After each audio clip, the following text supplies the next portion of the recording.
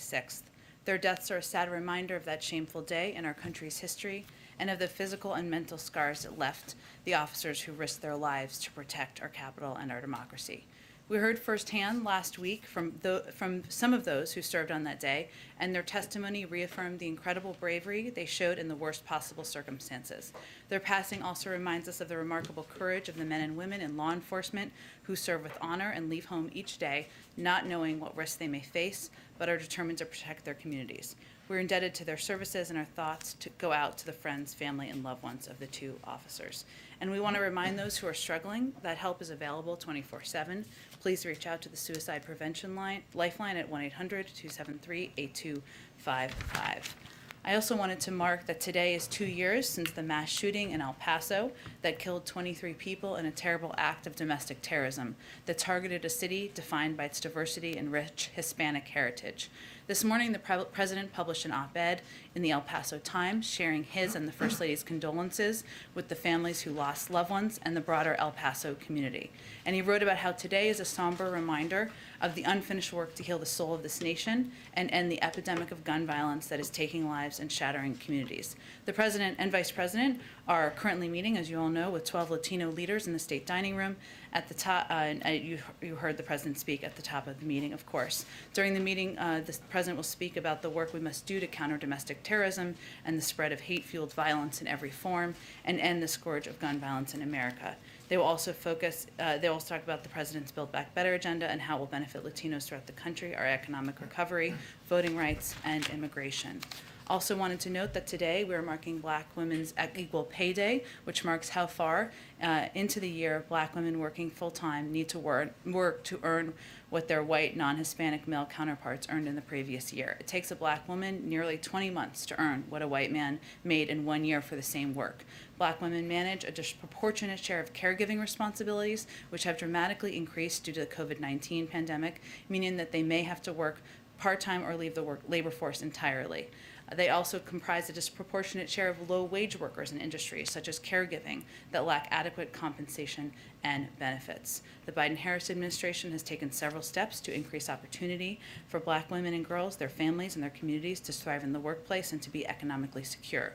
From the American Rescue Plan to the executive order to advance diversity, equity, inclusion, and accessibility in the workforce, embedding racial equity across this administration's response to COVID-19 and the economic crisis, and prioritizing Black mental health. And we, of course, will continue our work. I think I'm almost done here. Finally, last thing here, as a part of our effort, as the bipartisan infrastructure bill is working its way through the Senate, the President is quite focused on lifting up the benefits of the bill to the American people. So we're going to highlight a different component each day, and we'll also do that through our digital social channels as well. So today I'm going to highlight the unprecedented investment of $80 billion in passenger and freight rail over 5 years. That's a 500% increase over current services, and it represents the largest investment in passenger rail since the creation of Amtrak a half a century ago. This money will help us eliminate Amtrak's maintenance backlog, bring world-class rail service to areas around the country, creating good-paying union jobs in the process, and it will help make American businesses compete, grow, and expand by making it easier and cheaper for them to get their products to customers. With that, Jonathan, kick us off. Thank you, Jen. In March, President Biden said that New York Governor Andrew Cuomo should resign if the New York Attorney General's investigation confirmed allegations of sexual harassment. Today, the investigation found that Cuomo engaged in unwanted groping and kissing of at least 11 women, including current and former state employees. Does the President believe Governor Cuomo should resign? Well, the President just said that he's going to speak to this later this afternoon and share his views. So I'm not going to get ahead of his comments he'll make later. Have there been any conversations today between the governor's office and anyone here at the White House? No, there are not. And why the delay? Why not have did the President watch the governor's video earlier? Again, the President will give his own reaction to, of course, the announcement this morning and give his own view later this afternoon.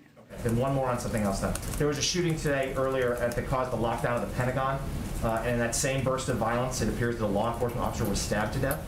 Has the White House been briefed on what happened? What can you share as to what occurred this day?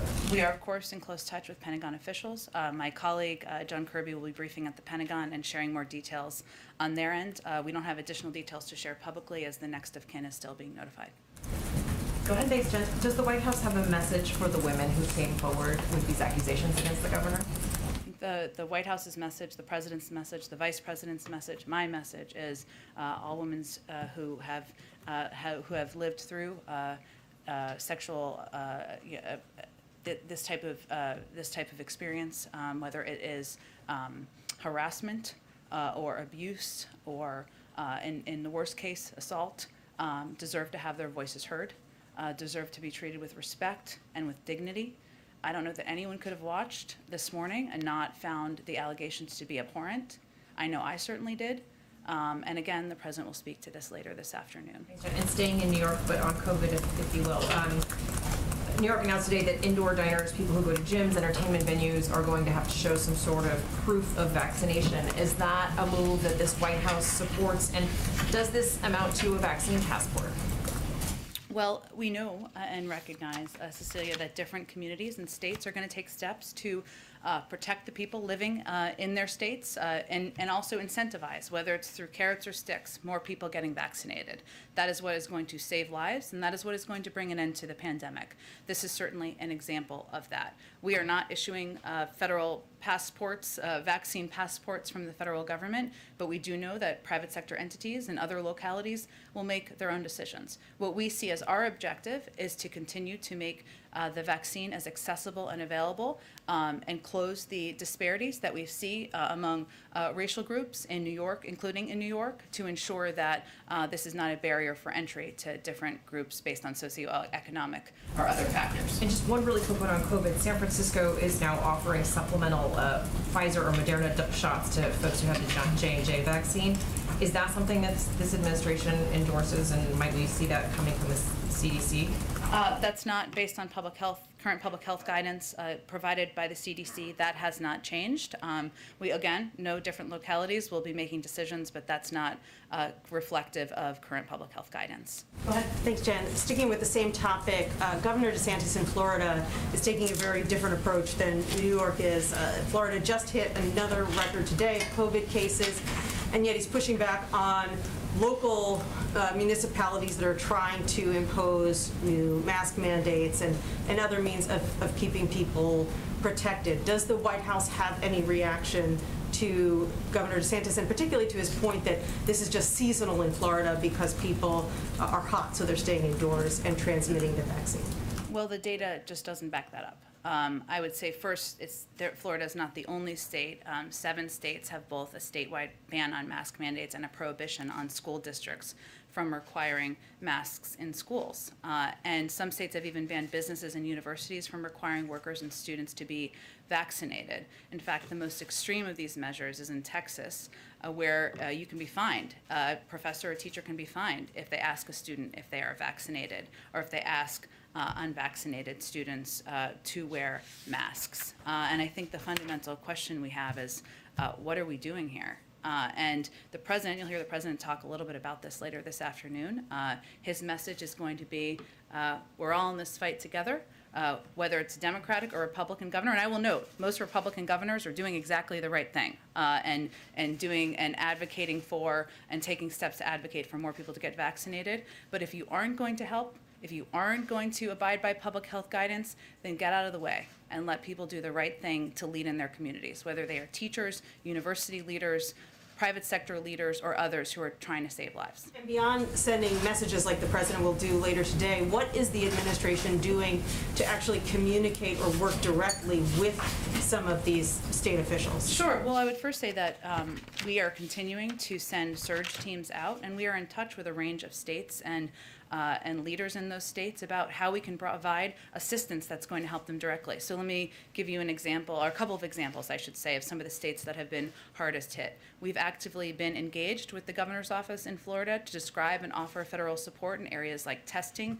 increasing vaccine confidence, monitoring hospital capacity, which we've seen the Florida Hospital Association speak to their concerns about the rising numbers, and monoclonal antibody therapeutics. Teams from CDC and HHS are in contact with Florida officials to offer technical assistance and support. We're also engaged with the governor's office in Texas and the state health department to discuss the state of the pandemic there and how we can offer specific assistance, as well as Louisiana. I mean, you saw the governor make an announcement about masks yesterday, but as a part of our National Disaster Medical System program, we've deployed a team of 33 medical personnel to provide medical staff surge capacity to the Baton Rouge, Louisiana area. So those are just a couple of examples of some of the hardest hit states, but we again, Jeff Zients, our COVID coordinator, sent out a letter to all 50 governors offering federal assistance, and offering to work in close touch about how we can help address the needs they have. Go ahead. Yeah, just quickly, you keep using the word offer, and I just want to know whether those offers have been accepted in Florida and Texas.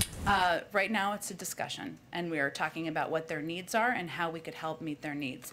Louisiana, of course, we have sent out and deployed this disaster medical assistance team of 33 medical personnel, but ideally, we will come to agreement on how we can provide additional assistance to help address parts of the country where there are rising case numbers.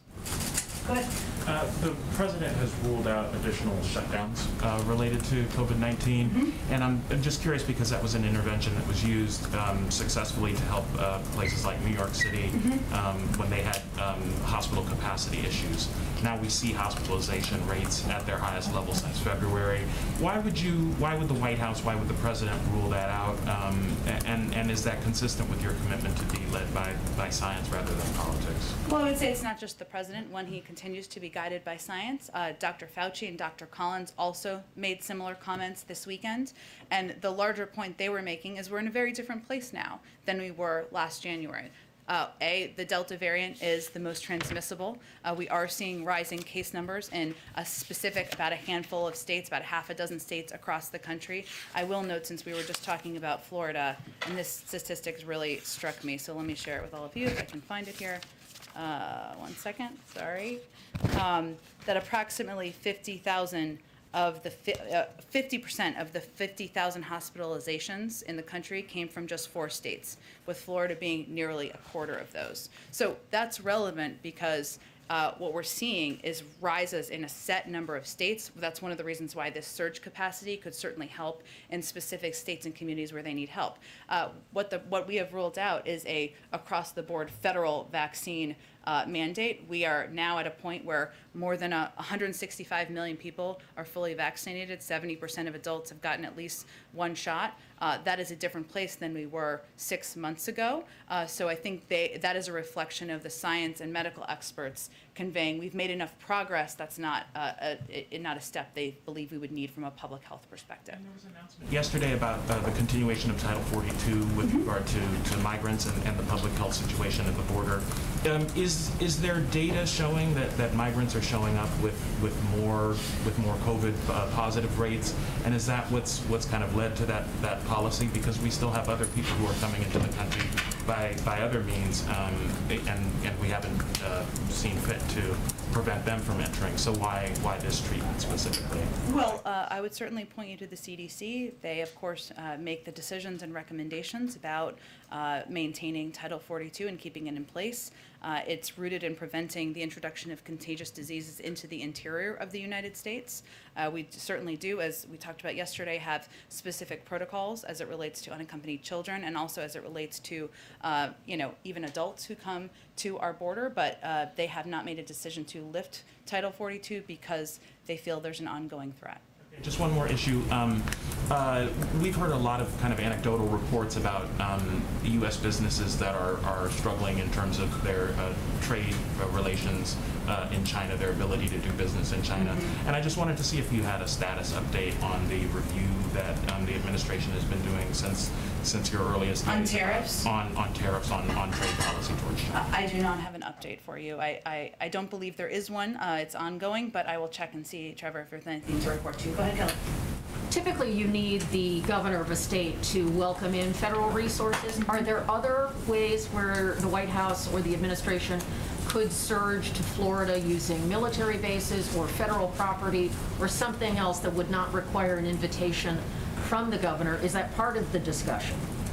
That's a really good question. We work beyond governors, who we certainly work with, Democrats and Republicans. We also work with local public health officials and authorities. There is a variety of kinds of assistance we can provide, whether it is medical advice or guidance on operational capacity and approaches. Certainly something we can do with localities. Businesses have also taken steps, and we've also stay attuned with that and stay in touch with them about the best steps that we can take. I would have to check and see. I think you're referring to the acceptance or request of FEMA assistance, which I don't believe these surge teams are under FEMA, but I can check and see on that question. Would the administration support in areas where hospitals find that they're overloaded, making any medical decision based on vaccination status, or insurers deciding about paying medical bills based on vaccination status? Are we going to reach that point? I would have to talk to our health team, but I'm not aware of that being under discussion. Go ahead. First, following up on that rule in New York now where the mayor says if you're not vaccinated, you can't go to an indoor restaurant, a gym, or a show. Does the White House think that that is fair to people who may have a religious reason for not wanting the vaccine or who might just be waiting for the FDA to approve it fully before they get it? The administration and the White House and the president support steps by localities to take steps to protect people in their states and their communities, to incentivize people getting vaccinated. I don't know all the specific details if they have exemptions, so I'd point you to them. Okay, and then I know that the president is going to speak a little bit about his thoughts on this Attorney General report in New York. In February, he invited Governor Cuomo to the White House for the next governor's conference. Does that invitation still stand? I think I'll let the president speak to his views later this afternoon. Okay, and then the Justice Department recently dropped its civil rights investigation into Governor Cuomo's handling of the COVID nursing home deaths. Does the administration want the Justice Department to initiate a civil rights investigation into these harassment allegations revealed today?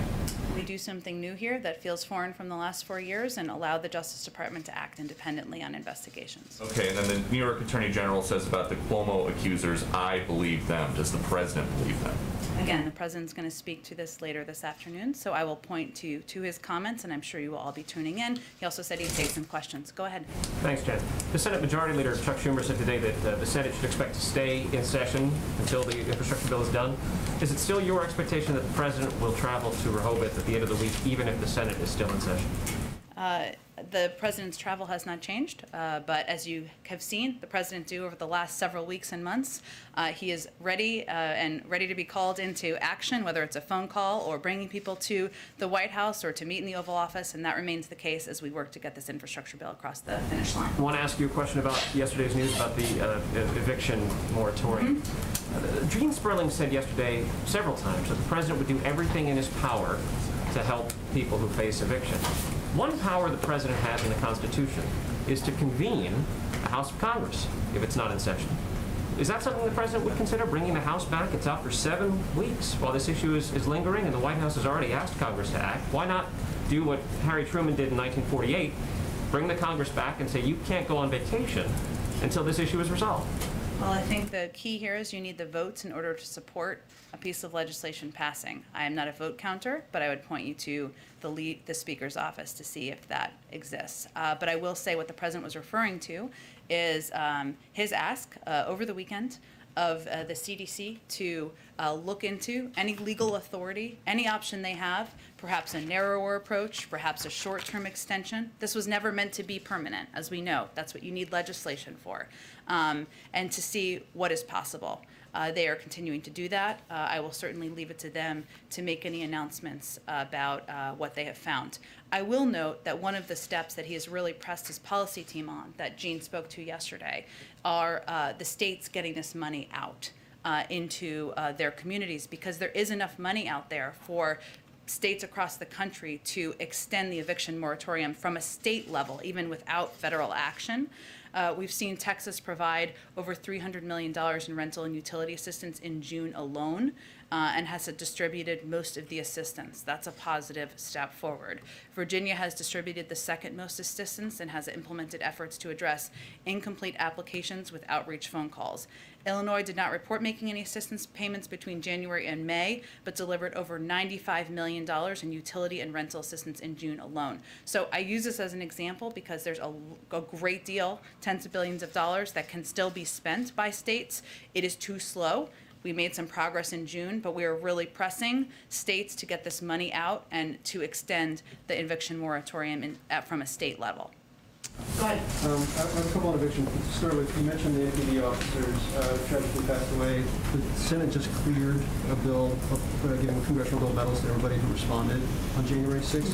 When the president signs that, are you guys considering inviting any of the officers to the White House? It is a great question. I have not talked to the president about that specifically, but let me see if we can get more information on that this afternoon. Okay, and then two quick ones on eviction. I'm mercifully not a lawyer.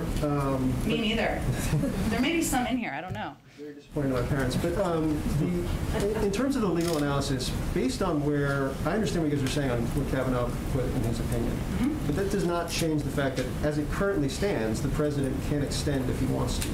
And so I guess my question from a legal basis is the advice that Dana and the Justice Department are giving based on the fact of being concerned more about having the CDC's emergency powers reduced if you go down this pathway, or is it because, I guess I'll stop there. Sure. I am mercifully not a lawyer either. I would say we're both doing okay to our parents, hopefully. But I will tell you that from a legal standpoint, I would note that in June, at the end of June, the Supreme Court came out and they put a stay on the moratorium and made clear in their public writing, as Jean referenced yesterday, which is available to everybody, that any further action would need legislative steps forward. We also indicated, as a result, that the third extension of the moratorium that the CDC did since January would be the last extension. In addition, there are concerns about what the impact could be on the long-term capacity, authorities, I should say, of the CDC. Their team is looking closely, carefully, their legal team has been since the president asked them to on Sunday, at what our options are here. That was a broad federal moratorium. There have been good questions raised about whether it can be more limited. That was in our statement yesterday, especially given the rise of the Delta variant, which we've seen and has really raised concerns for everybody, us, for members of Congress, for many advocates over the past several weeks. So they are taking a close look at that, or they have been taking a close look at that. But there's been a range of legal factors, and they're they're kicking the tires. Okay, and just one more to follow up on that. Speaker Pelosi's statement after your statement yesterday made pretty clear the enthusiasm was based on the fact you guys are still looking for legal options. Yep. Which Jean was pretty clear last night. The tires that had been kicked up to that point had presented none of them. I guess my question is, I don't understand how this ends. You made very clear the reality. There's no votes on Capitol Hill. This is a huge issue inside the House Democratic Caucus, and you guys don't think you have the legal authority. But how does this end? We do hard things. It's challenging. I will say there are a couple of options here. We are still continuing to look at legal options. That process is not concluded. And again, I would note that in our statement yesterday, we made clear that the president had even raised the question of a partial, limited, short-term extension. This is never going to be permanent, right? It was never intended to be. The other piece, which I touched on briefly in response to Steve's, or I think it was Steve's question, was related to what states can do. And there's no question that there's a great deal of funding that has not gone out nearly as quickly as it should have gone out. We recognize that issue. We are quite focused on that issue. And one of the efforts that we feel we do have some control over is pushing states to extend moratoriums in their own states.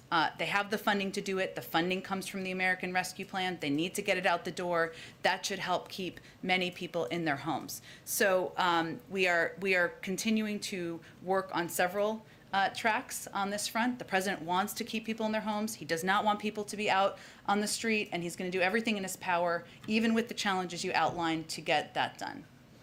Go ahead. Thanks. I'm not going to use the phrase kicking the tires, although I just did. You can. You just used it. We can keep it as a theme. Foiled again. Okay. Lifting the hood, whatever you say. There you go. Should we expect anything from the president later in terms of a partial, limited, short-term extension? Is he going to give an update on anything related to evictions at 4? I would say that any announcement, any decision, an announcement would be made by the CDC, and then if they find there is capacity or steps they can take from a legal standpoint, I'm sure this president would speak to it. Okay, and there was a report yesterday in Politico that a senior aide in this White House has been abusive to other colleagues. I know the report was based on anonymous sourcing. You know, but I love anonymous sources. That's why I almost didn't ask, because I feel like you would just say, right. But I'm wondering if, given this administration has its edict to treating people with kindness and respect, is this report, even though anonymously sourced, going to be looked into? First, I would say that I've worked with now over the last 6 months, even as a newbie into the Biden orbit, the individual named by anonymous source. He's been nothing but supportive and communicative, and that's been my experience. You know, it's hard to look into anonymously sourced reports. I'm not aware of that being the intention. Go ahead. Thanks, Jen. In July, we likely saw a record high of unaccompanied children, again, monthly high, arriving at the southern border, and we've already reached a yearly high of migrants who've arrived at the border. You all have previously explained that this was likely due to a seasonal spike that we've seen, but we're well out of what we would normally see on a yearly average. What is your current assessment for why we're seeing these numbers still well into a very hot summer? We've said that was one of the factors, and it is typically one of the factors seasonally. We saw a big uptick in the spring, which you see every other year or so. You know, I will say there's a range of factors which are happening in these countries where individuals are leaving from. Economic challenges, weather challenges, crime, and that is all. Those are also, of course, drivers of people of all ages trying to leave their country to come to the United States. That's one of the reasons the vice president has been so focused, that the president's asking on addressing these root causes. That's a long-term challenge, and will require a long-term solution. She laid out some significant steps forward last week, and that is going to continue to be something she is working on. But I will note that you know, even with the uptick we've seen over the last several months, as we've noted, Title 42 remains in place for health reasons. We also have made great progress in moving people through Border Patrol facilities, especially, of course, children, and getting them into places where they can be treated with safely. And then one other question. The Senate Homeland Security Committee released a report this morning that found serious cybersecurity vulnerabilities all across the federal government. The average rating they gave was C-. A lot of different agencies got Ds.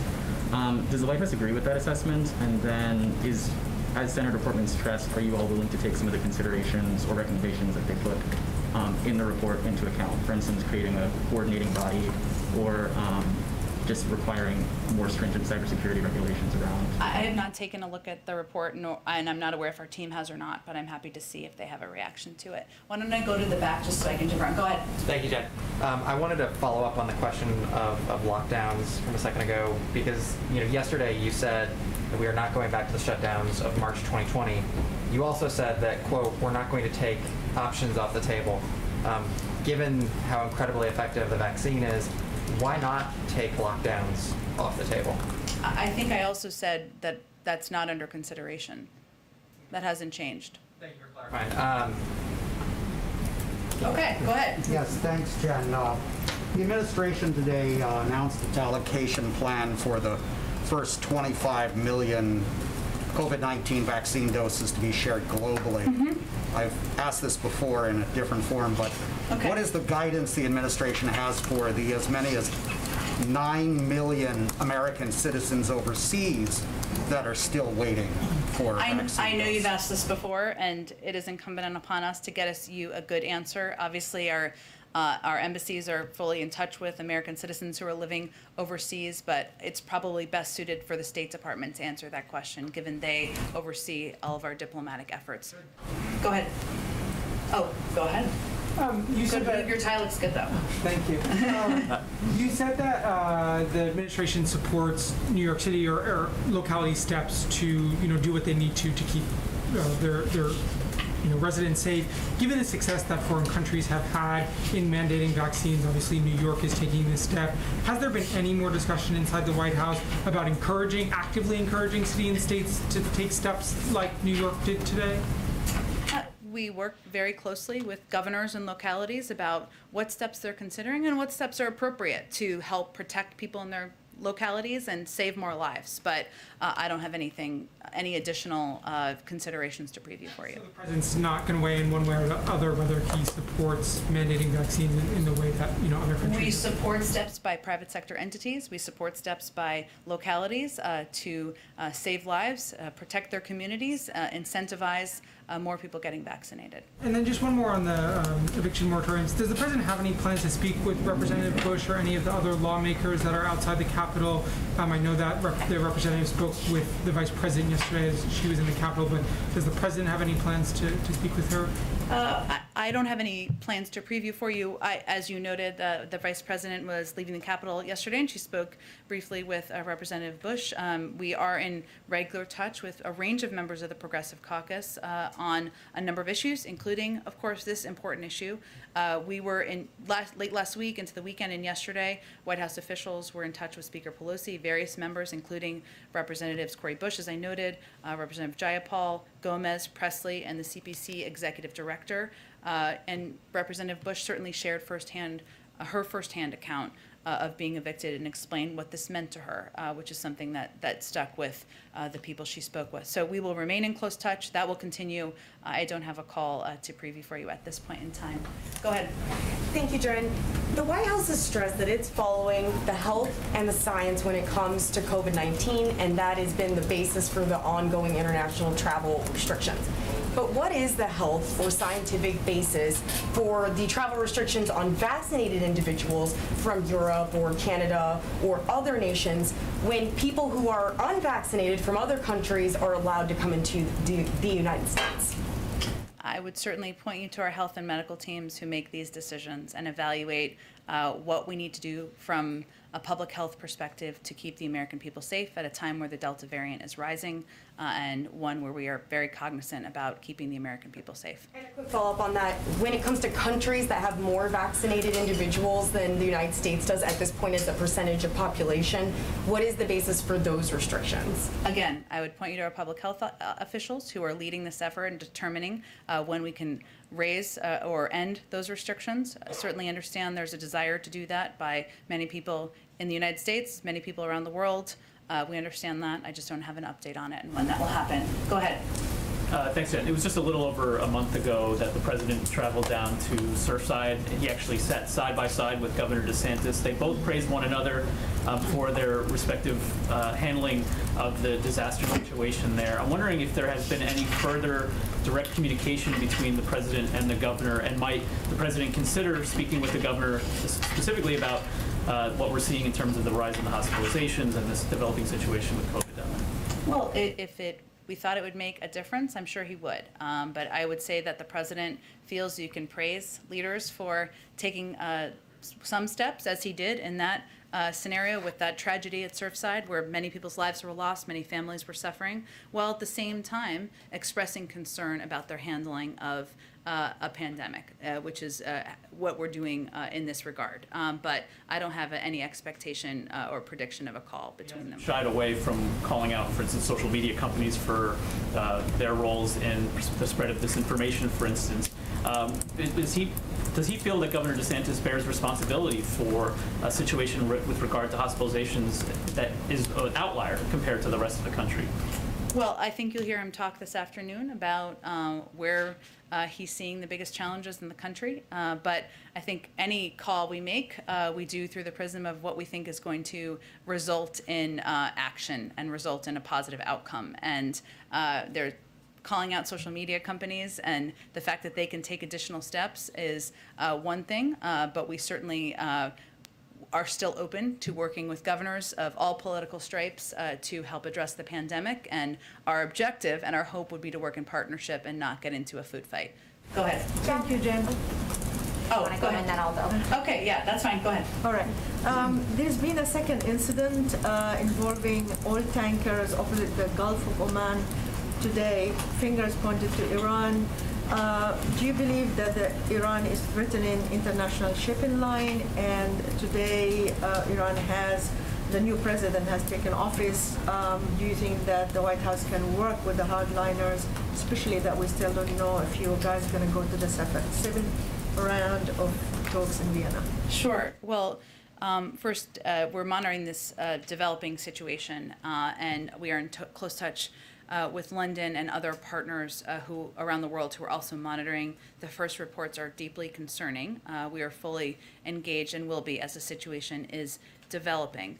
I would say that as it relates to whether we can work with, I think our view, as I mentioned yesterday, is that every single challenge and threat we face from Iran would be made more pronounced and dangerous by an unconstrained nuclear program that continues. We would not anticipate that would solve every concern we have about their behavior in the world. But we believe that having greater visibility into their nuclear capacity and capabilities would be in our national interests, in the interests of many of our partners, and certainly we would hope we could build from there. But we are fully prepared to return to Vienna to continue negotiations and hope that is there's an opportunity to do that. Go ahead. I'm going to the two ladies behind you. Go ahead. I wanted to ask about the infrastructure bill, specifically the Reconnecting Communities program that's in there. The president asked for at least $20 billion with a B in the American Jobs Plan, and the bill has it at $1 billion. I wanted to ask if that's enough to do what you want with the program or reach the program's goals, and if you're going to pursue funding for it through another path. Yeah. Well, I would first say that major project funding can be used for these kinds of efforts, which are certainly a priority to the president. And this is the first time in American history that the federal government has taken on the effects of the 20th century practice of placing roads or other infrastructure in ways that deliberately interrupt the hearts of Black communities, like what happened in New Orleans, Syracuse, and cities across the country. So we are certainly, I know the president proposed a greater amount of money. Part of coming to an agreement is compromise, but we also believe that project funding for other projects that's a part of this package could be used to address the division of communities and further our equity objectives. So would you then, if some of the programs are grant funding or something, would you prioritize reconnecting communities to be able to use that funding for the purpose that you wanted? Well, we're kind of not at that point right now, but I certainly think there is room for funds from project funding that is included in this package to help address this key priority of the president's. Thank you. Go ahead, Shelby. Thanks, Jen. So I wanted to ask about the New York City proof of vaccination. So New York City data shows that the rate for Black New Yorkers is sitting at 31%, which is a lot lower than some of the other percentages. And this is similar to the national level, according to CDC data. So is the White House concerned at all that the burdens imposed by governments and businesses like this New York City proof of vaccination is going to fall heaviest on these minority communities? Well, I would say, Shelby, that it's our objective to continue to close that equity gap and to make sure we are, as a federal government, working in partnership with states like New York, cities like New York City, to make sure we are making the vaccine accessible, available, we're meeting people where they are, we're partnering with the right public health officials, and we will continue to do exactly that, because we certainly don't want this to be a barrier of entry for communities. We also believe that at a time where the Delta variant is spreading like wildfire across the country, especially to unvaccinated communities, that it's important, and cities and communities should be able to take steps to incentivize get more people getting vaccinated. Go ahead. I have a question on the eviction moratorium. Sure. Some states are reporting a lot of logistical problems in dispersing their funds, from websites getting overloaded and crashing to renters not being able to track down all the verification documents. What is this administration doing, or what can it do to make the process easier, streamline it, less difficult, make it easier for the states to disperse the funds? Yeah, look, I would say, as Jean touched on yesterday, there is, long before this question about extending the eviction moratorium during a pandemic, there have been a lot of challenges and issues with our infrastructure as it relates to rental and housing assistance across the country, and this is really bringing that to light. What we have tried to do is work with states in partnership to share best practices. We've hosted 2 summits with 46 of the cities with most tenants at risk to help jurisdictions set up these new eviction prevention programs. We also have a range of experts and officials in the federal government who are here to provide assistance and guidance on how this money can get out. We've seen some progress over the last month. Obviously, more needs to be done, but we are here. We are available. We are ready to provide assistance, to provide guidance to states and localities that need that. We want to work in partnership. Go ahead and back. Jen, can you first tell us, is there any progress on finding an ambassador to the Holy See? If so, what qualifications are you looking for? I don't have anything to preview for you at this point in time. I understand there's still an ongoing interest in ambassadors. I'm sure there'll be more to come very soon. If not later today, we'll see. Go ahead in the back. Jen, I mean, feels like we're dancing around an issue here, which is how much are Governors DeSantis and Abbott directly responsible for what's happening right now, given that 50 million people live in those 2 states that are, I think Jeff said yesterday, 1/3 of all infections last week were there. So, I mean, how much personal responsibility do they bear? Well, I'm certainly not trying to dance in any way. I think what I said yesterday was that at a point in every leader's life, they have to make a decision about whether they're going to abide by public health guidelines to save people's lives or whether they're going to be guided by politics. And I will let you all be the judge of that. Public health guidelines are pretty clear as it relates to the benefit of vaccination, as it relates to the benefit of masking for communities that are not vaccinated. And you will hear the president convey later, if you are not going to be a part of the solution, if you're not going to be a part of saving people's lives, then get out of the way and let other people do the job. Get out of the way.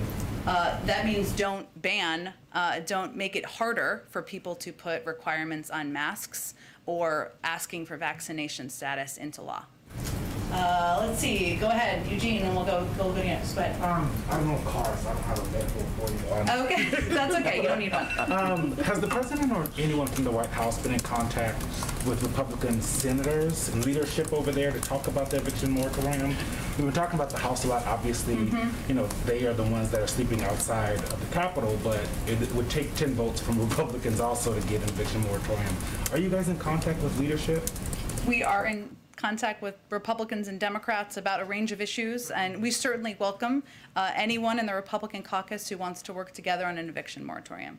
Is the president calling on the Senate to take it up, an eviction moratorium, because they are in session, they're still here? That would also require, yes, as you said, it would also require Congress to act. You need both houses to act.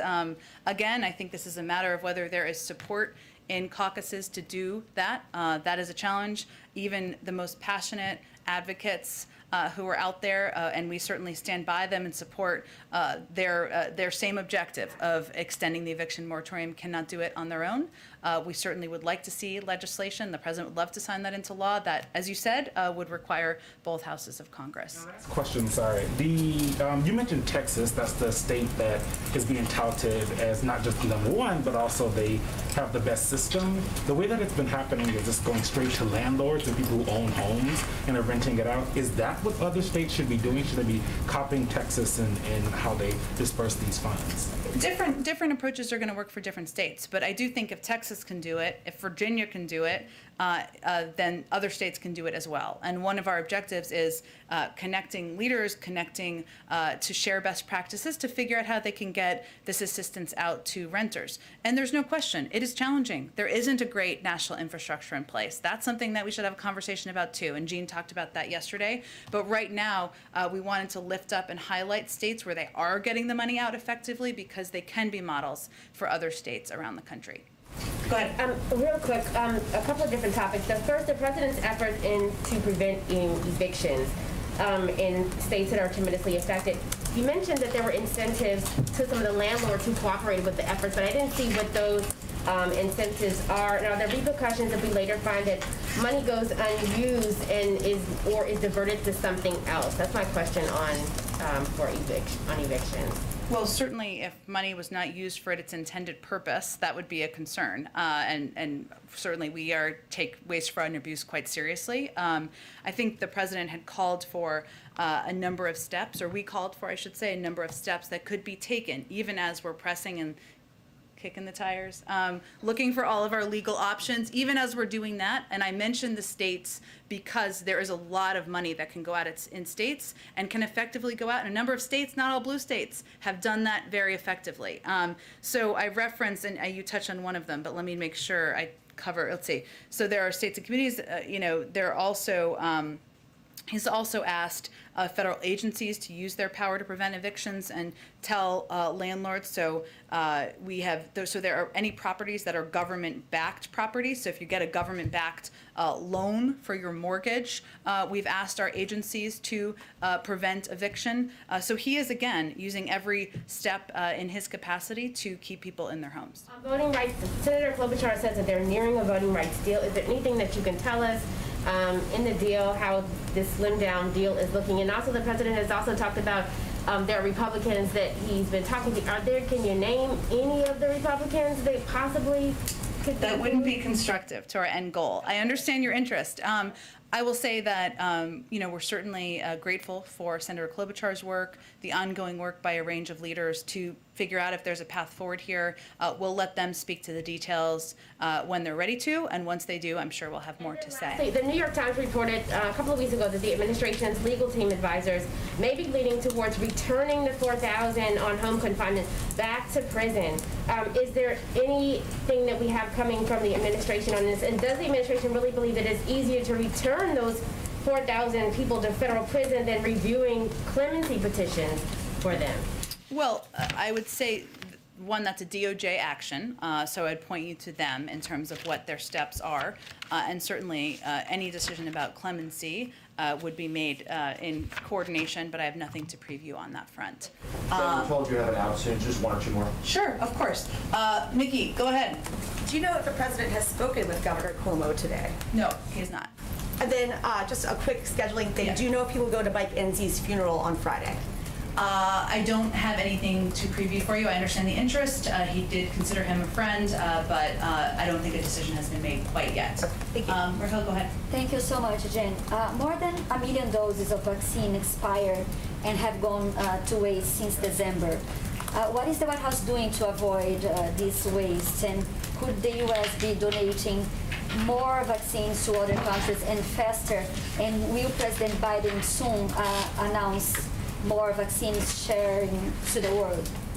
Well, yes, he will announce this afternoon. That's what his remarks are about, getting 110 million doses out. And we also announced our purchase of 500 million Pfizer doses. He will talk about all of that this afternoon. I will just note, to give you just a little bit of a preview, he will also say that this work is just beginning.